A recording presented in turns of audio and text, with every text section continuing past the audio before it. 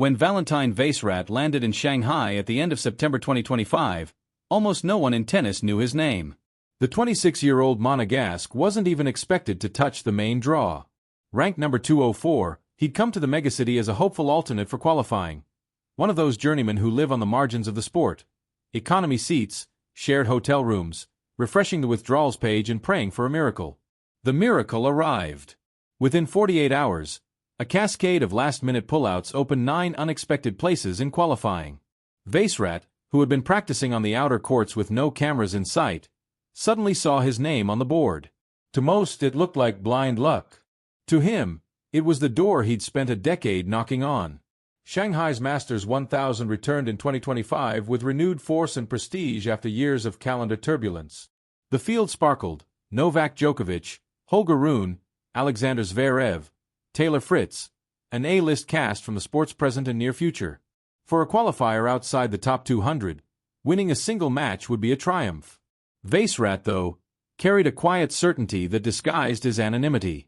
Tall and lean, with a compact service motion and a heavy forehand, he moved with clean lines and, more strikingly, played with unblinking clarity. "I know what I can do," he told a handful of reporters before his first ball. "I've waited years for a week like this. If it comes, I'll be ready."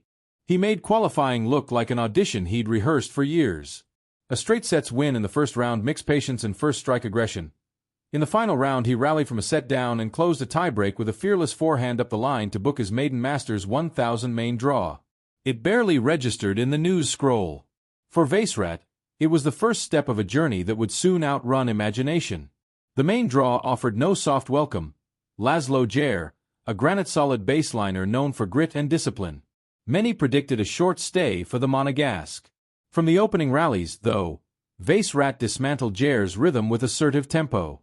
His serve, usually steady more than scary, found sharp corners. His forehand drove through the court with depth that pushed Djere onto his heels. 99 minutes later the scoreboard read 6-3, 6-4. The underdog had advanced, and for the first time TV cameras lingered on him as he walked off court. Coaches and commentators, wary but curious, began to whisper his name. Next came Alexander Bublik, the tour's trickshot trickster with the talent to tear holes in any draw. Bublik arrived loose and smiling. For him, this was supposed to be routine. Within minutes, the grin thinned. Vacherot's consistency smothered the chaos. Whenever Bublik went for a highlight reel winner, Vacherot retrieved, reset, and won the next neutral rally. When Bublik tried serve and volley, Vacherot threaded passes down the line. A murmur turned into a chant. "Valentin, Valentin," floating from the stands. Another upset. 7-6, 6-4. He was into the last 16, the lowest-ranked player left in the event. His words afterward were modest: "I'm enjoying this." But belief was blooming behind the understatement. Life on the tier below the ATP's bright lights is a test of endurance more than glory. Vacherot knew the grind. Futures in small European towns, midweek travel, prize money that barely outpaced expenses, injuries that stole months at a time. Before Shanghai he had banked a shade over $500,000 in years on the road. Enough to survive, not to exhale. His sudden surge felt like both athletic revelation and emotional release. Coaches who had crossed paths with him spoke of discipline, an analytic mind, and a stubborn refusal to quit.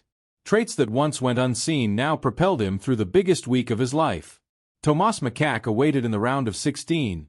Clean striker, relentless competitor. By now small clusters of fans trailed Vacherot to practice. Volunteers worked on pronouncing his name. Vacherot answered with the same tuned-in calm. An early break, tidy holds, and a 6-4, 6-3 close. 3 matches, 3 wins, 0 sets lost. The improbable dream began to look structural. The ATP Stats Group dusted off database queries for lowest-ranked deep Masters runs. Social feeds filled with slow-mo clips of that forehand through contact, the minimal celebration, the half-smile at the net. Few believed the fairy tale would survive the quarters. Talon Griekspoor, world number 25, armed with a cannon serve and meat and potatoes baseline thump, would test the outsider's foundations. For 2 tense hours, they traded heavy holds and long exchanges. Vacherot sagged physically more than once, then steadied. At 5-5 in the decider, he saved 3 breakpoints with audacity, a backhand pass, an ace up the tee, a feather drop shot that died off the tape. The building detonated. Minutes later, he broke Greek spoor and served it out, 7-5 in the third. The Qizhong crowd, now fully invested, rose as he offered that small, private fist pump. Overnight the tennis world's central question crystallized. Who is Valentin Vacherot, and how far does this go? When Vacherot walked into the quarterfinals, the murmurs had turned to a low roar. TV crews tracked his steps. Practice schedules were tweaked to manage the spike of attention. His opponent embodied the tour's new ferocity. Holger Rune, explosive, swaggering, already a Masters champion, entered to end the story. He broke Vacherot in Game 1, fist in the air, body language loud. The split screen was stark, the polished prodigy versus the quiet outsider in an unbranded white kit, backed by the smallest entourage in the building. But calm can be its own kind of pressure. Vacherot's composure bent the geometry of the match.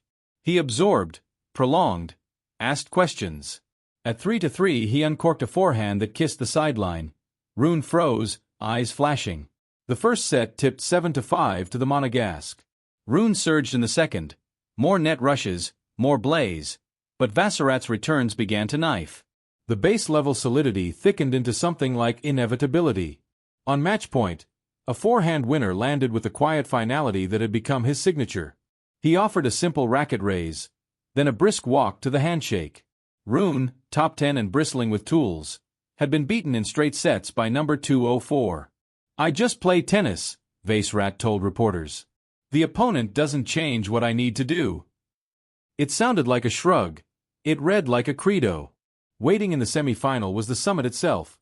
Novak Djokovic, 24 majors, 2 decades of solving problems other players didn't know they had. When the draw came out, no algorithm would have paired these two this deep. Djokovic had shown hints of physical bother earlier in the week, an abdominal twinge, a visit from the trainer, but the instinctive forecast remained the same. This is where giants press their advantage. The opening felt familiar. Djokovic dictating with length and accuracy, shouldering Vacherot off the middle. And then it didn't. Vacherot matched the tempo, took time early, and drove his forehand through the court rather than over it. Rallies stretched beyond qualifier norms. The shot tolerance looked elite. At 3-3, Djokovic's movement lost a fractional snap. Vacherot pounced, lasering a forehand to break and sealing the set 6-3 with an ace on the tee. The stadium held a breath. The number 1 seed had dropped a set to the world number 204. A medical timeout, Djokovic stretched, the physio pressed at his lower back, and then a reset. The Serb sharpened. The Monegasque did not blink. At 4-4 in the second, Djokovic faced 2 break points. Vacherot painted the line with a backhand on the first, drew a forehand error on the second. The upset flashed from possible to probable. Serving for it at 5-4, he went, ace, forehand winner, unreturned serve, unreturned serve. 6-3, 6-4. He let the racket fall. More disbelief than triumph. Djokovic met him at the net with a long handshake and a small, wry smile, the look of a man who recognized something pure, a performance that allowed no negotiation. The tennis world reeled. Pundits labeled it the upset of the decade. Old pros praised the poise. Social platforms looped the last point and his still face afterward. Vacherot kept the volume down in press. "I tried to stay in the moment. Novak is an inspiration. Sharing a court with him was already special. Winning. I don't have the words." In an age when posture too often masquerades as swagger, his moderation played as rare air. One chapter remained. A final against his cousin, Arthur Rinderknecht, the 29-year-old Frenchman with a serve built in a protractor and a career carved around the top 60 line. Family dinners had long orbited tennis. Arthur was the elder, the ATP pro, Valentin the grinder, still chasing points in quiet corners of Europe. Now the cousins would stand opposite each other for a Masters 1000 trophy. It had the feel of fiction. Final Sunday in Shanghai felt intimate despite the sellout. The Qizhong roof glowed. The cousins entered shoulder to shoulder, traded a few French words the mics missed, then peeled toward their benches. Rinderknecht won the toss and served with authority. Free points, short exchanges, 6-4. Across the net, Vacherot sipped water, wrapped a towel around his head and sat perfectly still. The reset ritual he'd used all week. When he rose for set 2, everything tightened. First serve pop, footwork, weight of shot. He stole baseline real estate and began commanding patterns. At 2-2, a crisp sequence, backhand cross, forehand inside out, dead drop volley, captured the break. He guarded it to 6-4. One set all. The glance they shared at the changeover wasn't hostility, it was recognition. A family would crown a Masters champion. The decider was a rope bridge in a windstorm. Long exchanges. High quality, fraying legs. They traded breaks and arrived at 5-5. Rinderknech served and, after a 23-ball rally, Vacherot carved 2 break points. He missed the first forehand by inches. On the second, he shaved the line with a backhand the chair confirmed. Break. 6-5. The arena went quiet on its own, holding its breath as he bounced the ball. Ace-T. 15-0. Extended rally. Rinderknech forehand drifts. 30-0. One more symphony point. Defense. Rescue. Switch. Strike. Forehand winner. 40-0. Championship points. The next serve landed on the tee again. Stretch. Frame. Backboard. Game. Set. Match. For a heartbeat he didn't move. Then the wave hit. He sank to his knees, hands to his face. Rinderknech was already there, grinning through fatigue, pulling him into a long hug. 20 seconds that would circle the world. 4-6, 6-4, 7-5. A player ranked number 204, a last-minute addition to qualifying, had won a Masters 1000, dropping his first sets of the week only in the final. When the applause thinned, the cousins sat side by side on the same bench, talking softly, no tears, just the dazed smiles of 2 men who had chased the game together since childhood. The ceremony began. Flags of France and Monaco fluttered in a friendly tangle. Under the white glare, Vacherot accepted the silvered trophy with eyes that shone and a face that stayed strangely steady. "It feels unreal," he said, voice catching. 2 weeks ago I hoped to sneak into qualies. I never imagined this. To play Arthur in the final makes it even more special. He's not just my cousin. He's my example. This is our moment." The building stood as one. Rinderknech nodded, pride without a trace of sting. A montage rolled on the big screens. Empty practice courts, early round wins, the shocker against Djokovic, the embrace that had already become an emblem. That image would soon hang on billboards from Lujiazui to the outer ring roads. For Shanghai, a tournament that had weathered heat, humidity and a string of retirements, it became the healing headline, a week where perseverance beat probability. For Vacherot, consequences arrived with a speed he had never known. The winner's check, $1.1 million, dwarfed his career haul and, for the first time, eased the suffocating math of a tennis life lived on the margins. The ranking projection launched him inside the top 60, unlocking direct entries to every big event next season. Brands came calling, not in search of slickness but of the authenticity that had cut through the noise. Tournament directors who had never returned emails found his number. His social following multiplied tenfold.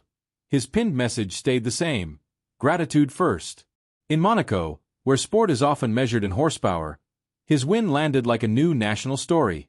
A palace note of congratulations praised his example to Monégasque youth. Schools held morning assemblies to watch the highlights. The image of a Masters champion in a plain white shirt without marquee logos felt almost defiant, an inversion of the clichés attached to his homeland. "We are small," he told a local broadcaster.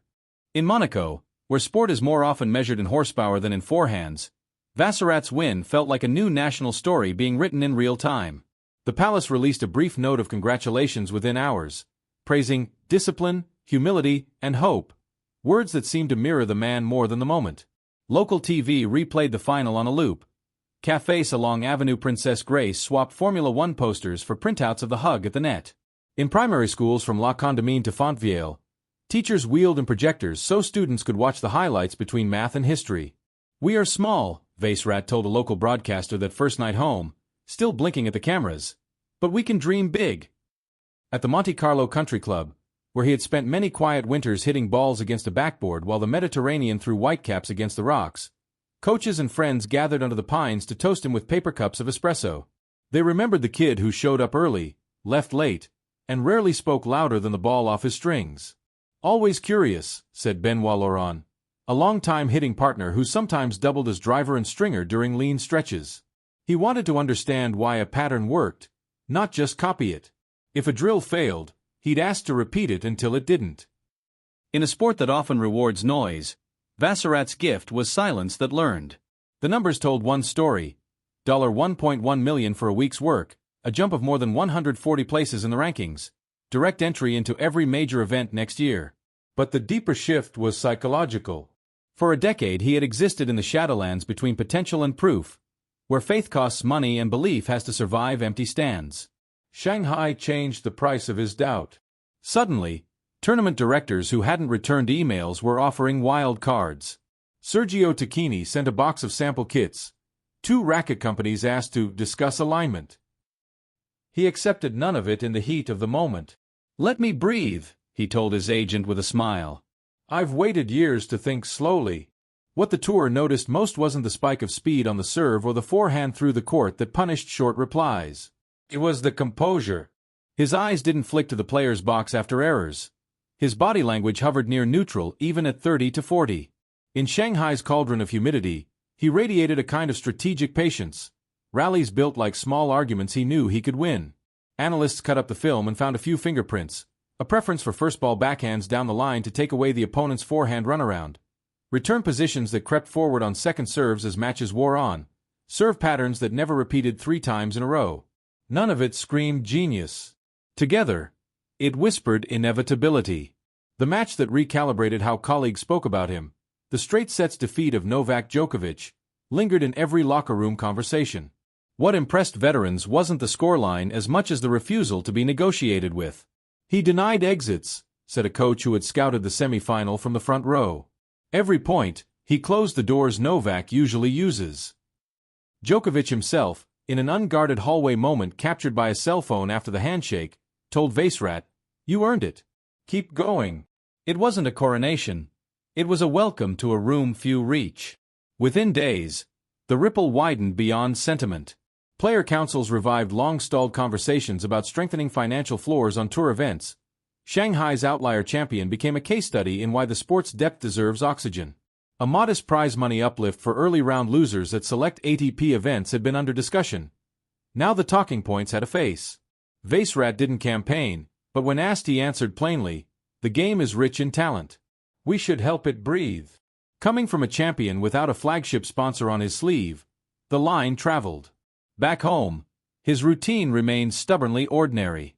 He answered his own travel emails, packed the same black roller bag with a spare pair of clay shoes, just in case, and returned to the club to hit in the salt blue light of early morning. His circle, coach Marc Delettre, fitness lead Irina Colas, and sports psychologist Tomas Valteri, resisted the gravitational pull of instant reinvention. No new Vacherot project, no maximalist overhaul. The debrief after Shanghai ran to 5 bullet points on a single page. Conserve patterns that worked, protect the body with stricter hydration and cramp protocols, add a deuce court slider serve, sharpen the short backhand pickup off low skids, maintain media boundaries. "Fame is a weather system," Valteri told him. "We don't practice the weather. We practice the roof." In long, quieter interviews, radio, mostly, Vacherot began to sketch the harder years without romance. There was the winter in Brescia when he sprained his wrist and played challengers one-handed to pay for physio, losing 6 first rounds in a row. The spring he chose between restringing rackets and a train ticket to qualifying. The week his father's car died 40 kilometers outside of Parma and they thumbed a ride from a trucker to make a Monday sign-in. He didn't tell those stories to frame Shanghai as cosmic justice. He told them to place the trophy inside a life that had been more endurance than epiphany. "People think the breakthrough is the miracle," he said. "But the miracle is not quitting. If there was one indulgence, it was time. Time to stand in the junior hall at the Monaco Federation and let a dozen teenagers ask questions without PR handlers cutting in. How do you handle nerves? You don't. You be brave while nervous. How do you practice the big forehand? By missing it, and then not being afraid to miss it again. Do you believe in destiny? I believe in phone calls. Keep your ringer on." The room laughed.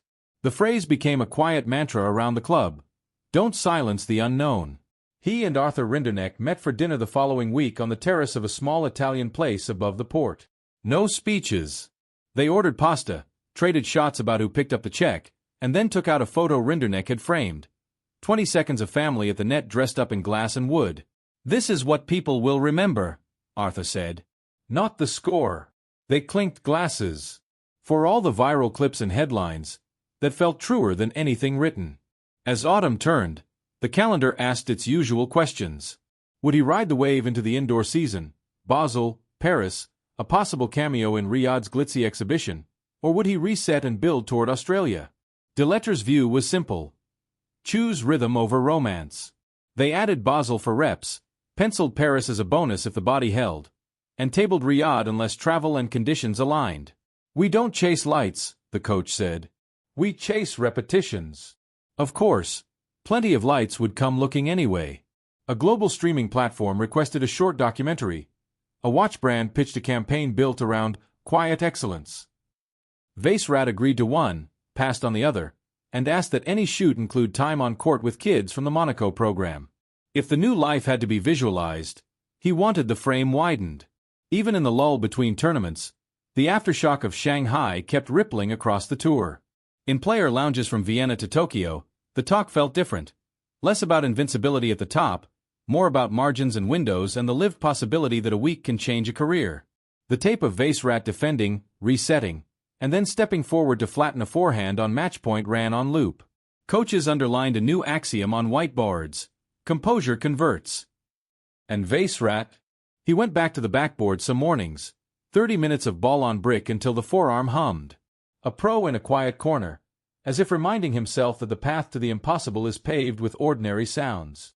The trophy would gather fingerprints in the living room. The calendar would bring winter and flights and new scorelines. But the center of the story, the work, the silence, the small decisions, stayed where it had always been. When the calendar turned to November, the fairy tale had already solidified into a living myth. Yet for Valentin Vacherot, life after Shanghai unfolded with the same deliberate rhythm that had carried him there in the first place, a routine stripped of glamour, guided by repetition, and anchored in the same quiet belief that had defined his improbable rise. The weeks following his victory were filled with invitations, late-night talk shows, photo shoots, and gala appearances. Every brand wanted a piece of the new hero from Monaco, the player who had come from nowhere and toppled giants. But Vacherot declined most of them. He preferred early mornings at the Monte Carlo Country Club, where the Mediterranean wind cut across the courts and only the sound of tennis balls and gulls filled the air. "The lights of Shanghai fade," he told his coach, "but the ball still bounces the same." That humility only deepened the public's fascination. Across Europe and Asia, sports outlets devoted full specials to dissecting the Vacherot phenomenon. Analysts called his triumph one of the purest expressions of tennis intelligence seen in years. Psychologists highlighted his emotional regulation under pressure. Statisticians drew charts proving that his success was no miracle at all. It was built on precision, margins, and a refusal to panic. "He played probability like a grandmaster," one commentator said. "He didn't beat Djokovic with power. He beat him with patience." The global response carried echoes of an older era. Fans, weary of hype and ego, found solace in Vacherot's absence of theatrics. On social media, his quiet demeanor became a symbol of balance in a sport consumed by marketing wars. Hashtags like #StillnessWins and #TheQuietChampion began trending. Brands noticed, but so did his peers. Players like Casper Ruud, Taylor Fritz, and even Holger Rune mentioned him in interviews as a reminder that it's not over for anyone ranked 200. The locker room tone shifted subtly, from envy to admiration. For the ATP, the shockwave of Shanghai went beyond narrative. The organization began internal reviews about prize money distribution and cost of living support for lower-ranked players. While reforms were modest, travel stipends, increased minimum purses for qualifying rounds, insiders admitted that Vacherot's story had reignited discussions long ignored. "He proved the system still hides miracles," said one ATP official. "Now it's on us to make sure those miracles aren't accidents." But the man at the center of it all kept his eyes on the game. His preseason plan was simple: rebuild his body, expand his serve variety, and prepare for the indoor swing that would close the year. The Monte Carlo staff, unused to media vans outside their gates, adjusted to the new reality of hosting a national hero. Children waited at the fence hoping for photos. Adults left handwritten notes thanking him for making Monaco believe. Vacherot stopped to sign every one. When he returned to competition in Basel, expectations were impossibly high. The stadium announcer's voice trembled when introducing him. Cameras flashed. His first-round opponent, world number 32 Jan-Lennard Struff, was asked if the Shanghai Miracle intimidated him. Struff laughed. "You can't intimidate me with silence." Yet when the match began, Vacherot's calm once again commanded the arena. His rhythm, short steps, deep focus, the same patient tempo, drew applause even in lost points. He won in straight sets. Reporters rushed to frame it as the start of another miracle run. He rejected the label gently. "A miracle is when it rains on the desert," he said. "This is just tennis." His second match ended in defeat to Hubert Hurkacz, but there was no bitterness. He packed his own bag, shook hands with every ball kid, and left through a side tunnel to avoid cameras. That, too, became an image, the champion exiting quietly, still unshaken by the noise. Back in Monaco, murals began appearing around the old port. One showed him at match point in Shanghai, racket raised but face calm, surrounded by the words, "Work in silence, celebrate in peace." The government arranged for him to meet the prince, who presented him with the Order of Sports Merit, an honor previously reserved for Formula One champions. During the ceremony, Vacherot's speech lasted 47 seconds. "This belongs to my country," he said, "but also to everyone still waiting for their chance." Meanwhile, the wider tennis world kept drawing lessons from his story. Coaches began using the Vacherot model as shorthand for emotional discipline. Broadcasters replayed the Djokovic handshake in motivational packages. Even Novak himself, speaking after winning in Paris, smiled when asked about the upset. He reminded us what hunger looks like. "I'm happy I was part of his story." By the time the season ended, Vacherot had climbed to world number 58, a meteoric leap that guaranteed direct entry into every Grand Slam for 2026. Yet he refused to talk about rankings. "Numbers fade," he said. "Habits stay." He spent December practicing footwork drills and visualizing patterns with his sports psychologist, simulating pressure moments from Shanghai until the timing felt like breathing. The people closest to him insisted nothing essential had changed. He still carried his own bags, answered his messages personally, and cooked simple meals in his small apartment overlooking the port. When asked what he bought first with his winnings, he smiled, "A new stringing machine for the club." In the months that followed, as tennis turned its eyes toward the Australian summer, journalists began calling Shanghai 2025 the weak hope returned to the sport. The narrative crystallized into legend. A 26-year-old ranked 204, a late call-up, 7 matches, 6 giants toppled, 1 dream realized. But for Vacherot, the meaning stayed smaller and purer. When asked what he remembered most, he didn't mention the crowd or the trophy. "I remember the silence," he said softly. Before the last serve, before contact, there was a heartbeat, then peace. "That's the sound I chase now." And somewhere in that simplicity lay the real legacy of Valentin Vacherot. Not the rankings, not the money, not even the history books, but the reminder that in a sport built on chaos, sometimes the quietest player of all teaches everyone how to listen. If you enjoyed this story of perseverance and underdog triumph, don't forget to subscribe to World News Tennis, where every match, every comeback, and every untold story of the court finds its voice.